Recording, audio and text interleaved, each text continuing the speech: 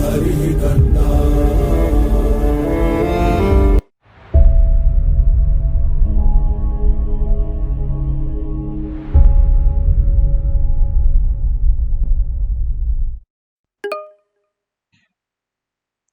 So far, we have seen various types of variables such as categorical, ordinal, then we have seen continuous variables and discrete.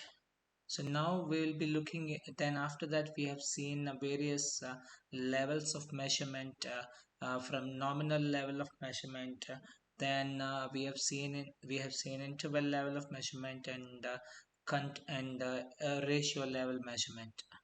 So now, and in addition to that, we have seen ordered one. So this is what we have seen so far.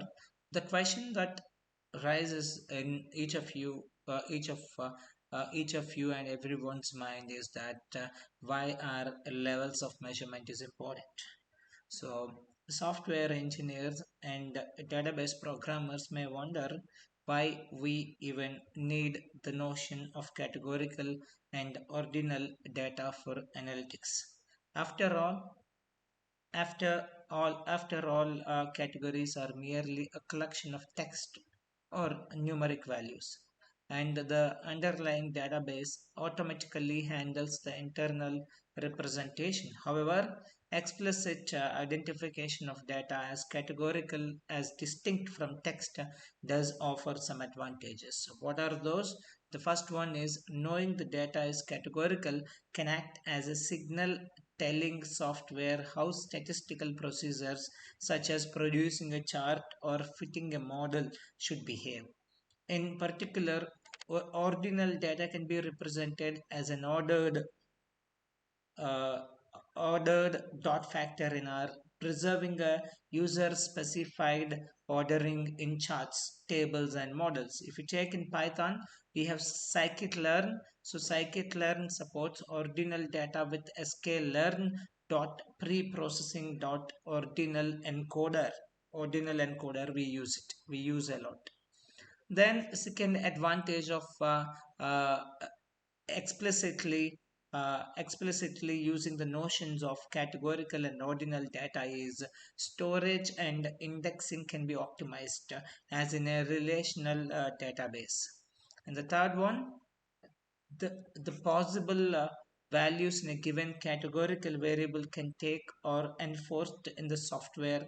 So these are the main benefits of explicitly using the notions of categorical variable and ordinal data labels. So the third benefit can lead to unintended unintended or unexpected behavior. So the default behavior of data import functions uh, is to automatically convert a text column into a factor. So subsequent operations on the column will assume that the only allowable values for that column are the ones originally imported, and assigning a new text value will introduce a warning and produce an NA, a missing value. So the pandas package in Python will not take such a conversion automatically. However, you can specify a column as categorical explicitly in the read underscore CSV function.